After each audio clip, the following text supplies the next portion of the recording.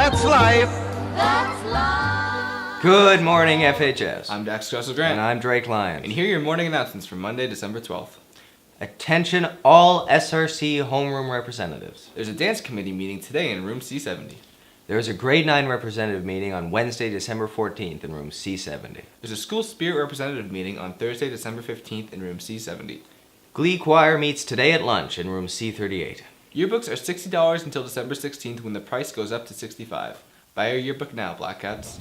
Hey FHS, do you like cheese? Do you like bread?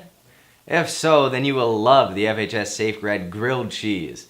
We are selling them for only $2 every Tuesday, and all proceeds go towards Safegrad 2017. Get them while they're hot. Come down to the CAF on Wednesday to enjoy a great Christmas dinner of mashed potatoes, turkey, stuffing, veggies, and a cupcake for dessert. Hey Black Cats, are you excited for the holiday season? We hope you are, because the annual Holiday Hangout is coming to FHS on Tuesday, December 20th from 7 p.m. to 9:30 p.m. and are inviting you to support the wonderful town and enjoy the snacks as well as the holiday games.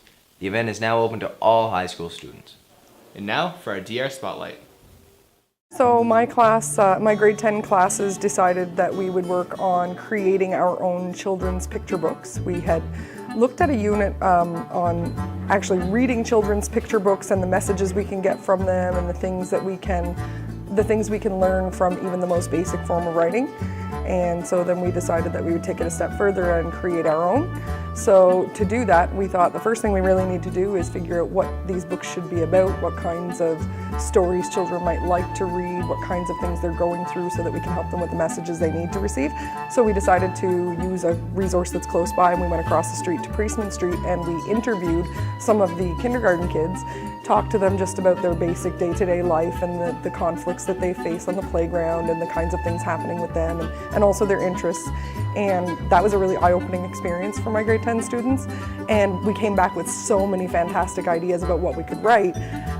Then my students had to kind of decipher, okay, how do we take what we know that they'd like to hear and write it in a way so that it's at their level and they can understand it, but that they're also learning something from it and that it can be a little bit challenging vocabulary-wise so that we're actually helping them to improve in some way as well when they read these books.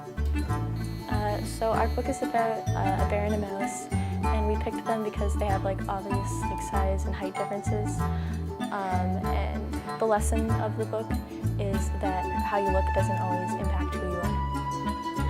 And do you think that children's books with lessons at the end of them have a big impact on children's learning? Yeah, because I think it probably, they remember it subconsciously and they can apply it later in life. They'll just kind of learn it, it'll become one of their values. And what do you think has taught your class? For my class, as far as the writing skills go, it taught them a lot about considering your audience and knowing your audience when you're writing with purpose, and also about the importance of being very particular with your word choice. I think they learned a lot about patience through the drawings and things that they had to do, but also how with English class it's not always only about the words on the page. It can be about other things connecting with that, like in this case the images or the interaction with the students across the street. And I think beyond that they learn to have some empathy for those students and to kind of reminisce about the important lessons they've learned in the past that can then again become useful now. And do you think this project was good for the students over at Priestman? Absolutely. Oh, they absolutely loved it. When we finished our books, it took quite a while to finish and come up with the end product, but when we did, we went back across the street to share our books with the students, and they were so excited. They just listened and they were hanging on every word of my students as they were reading the books. And in the end, they actually said, we want to be able to write like you guys did. We want to write our own books. Maybe we'll write a book for you and share it with you. And I think it really inspired them, and they saw the hard work that my students put into it, and they really appreciated that, and they thought about some of the things that they could do in creating their own writing. So I think it was a good learning process overall for everybody. Yep. On Saturday, December 10th, United Nations Human Rights Officers celebrated Human Rights Day 2016. This week's virtue, unity, has been chosen in honor of this day. Unity helps people work and live together peacefully. When you practice unity, you feel connected to everyone and everything. Unity brings harmony, like music made by different instruments in an orchestra. Unity comes when we value each person. The joy of one is the joy of all. The hurt of one is the hurt of all. The honor of one is the honor of all. As the young poet Matty Stefanak shared, unity is strength.